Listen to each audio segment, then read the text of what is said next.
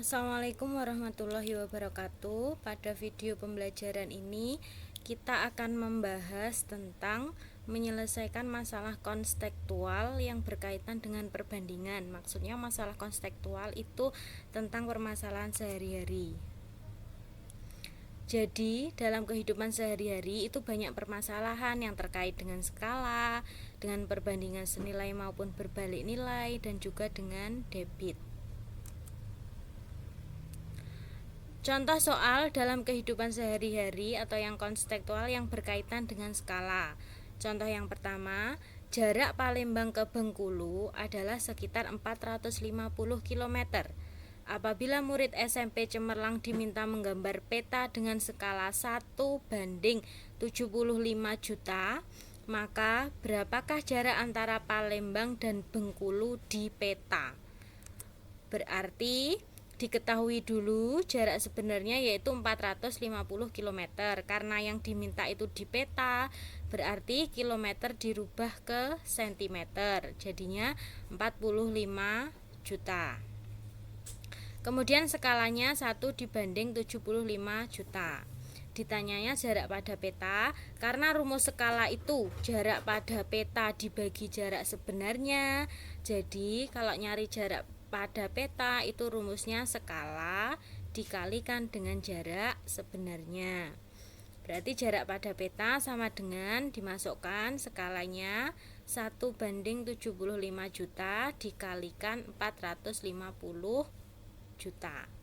Jadinya jarak pada peta 450 juta ini dibagi 75 juta. Ini kan nolnya ada 6, ini yang belakang 6, berarti ini bisa dicorek 6. Yang sini berarti depan juga dicorek 6. Tinggal 450 dibagi 75 itu hasilnya 6. Maka jarak yang harus dibuat oleh siswa SMP Cemerlang adalah 6 cm.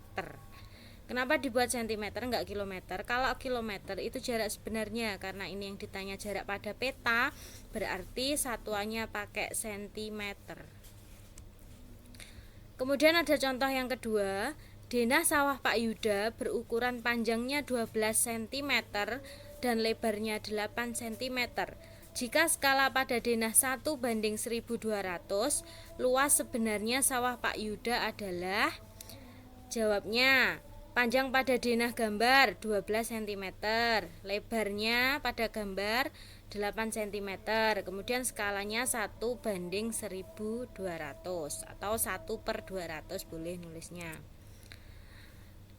Kemudian nyari dulu panjang sebenarnya. Panjang sebenarnya berarti pakai rumus panjang pada denah dibagi skala. Dimasukkan angkanya 12 dibagi 1/1200.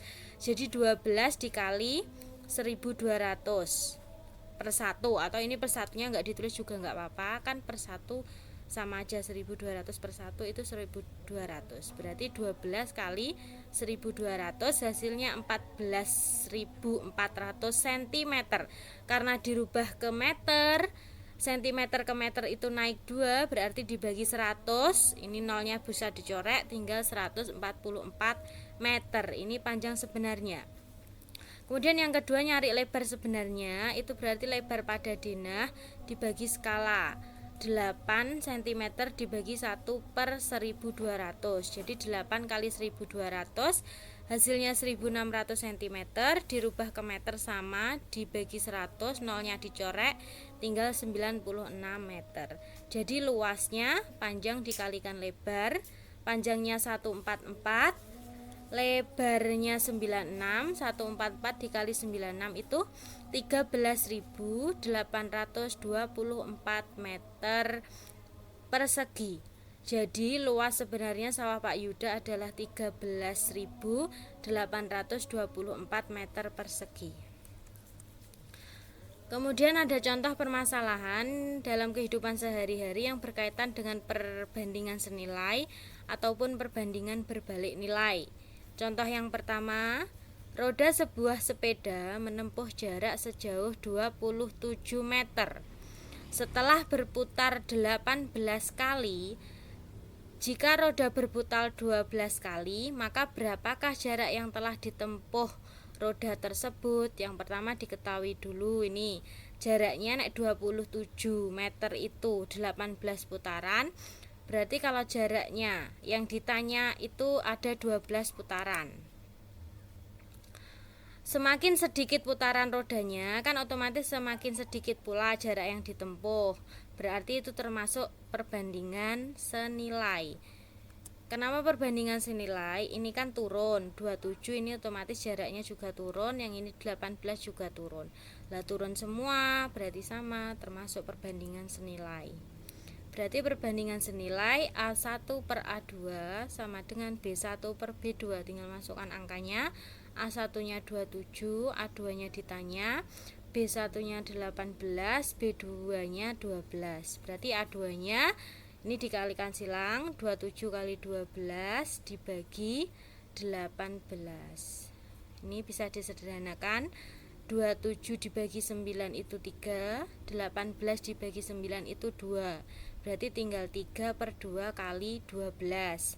Berarti 3 kali 12 bagi 2, 6. Jadi A2 nya 3 kali 6, 18.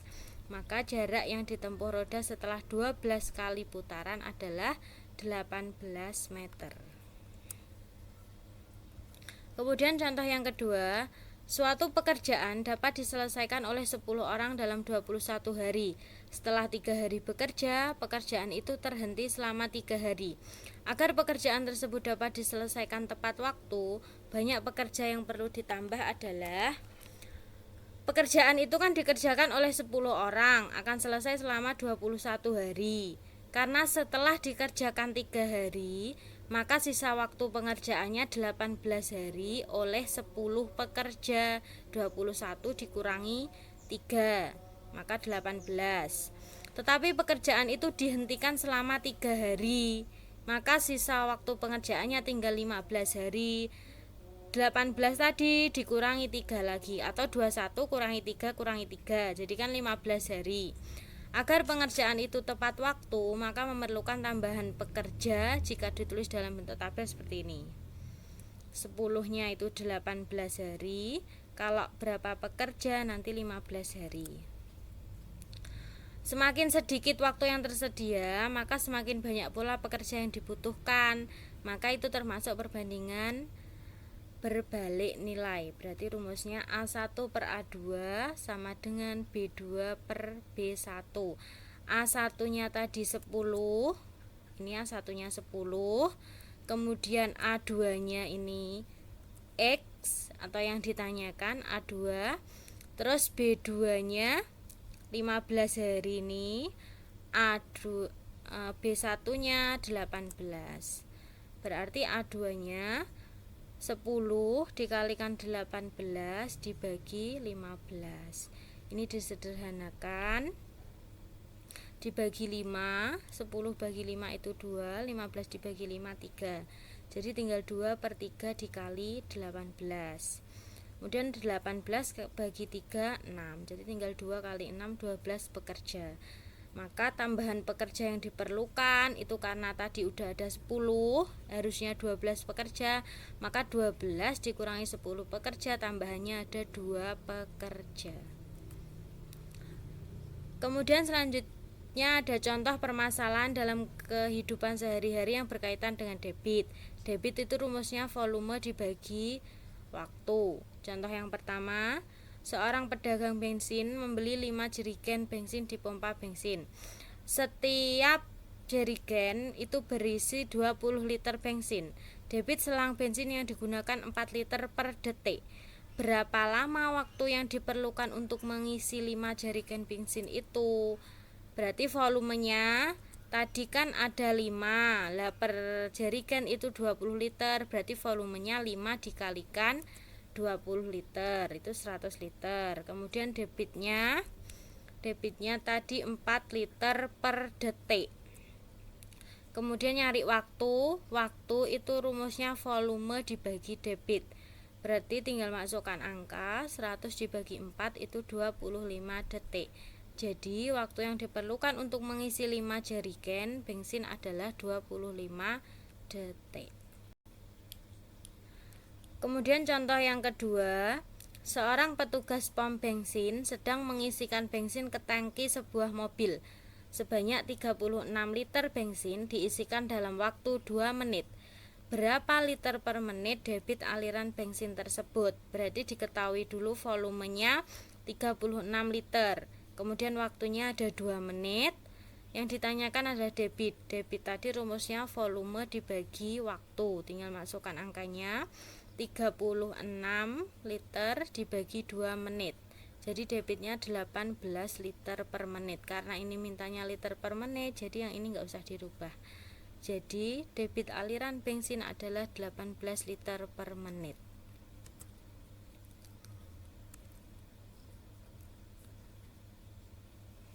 Sekian penjelasan dari pembelajaran 3. Jika ada yang ditanyakan, silahkan bertanya pada hari Kamis. Wassalamualaikum warahmatullahi wabarakatuh.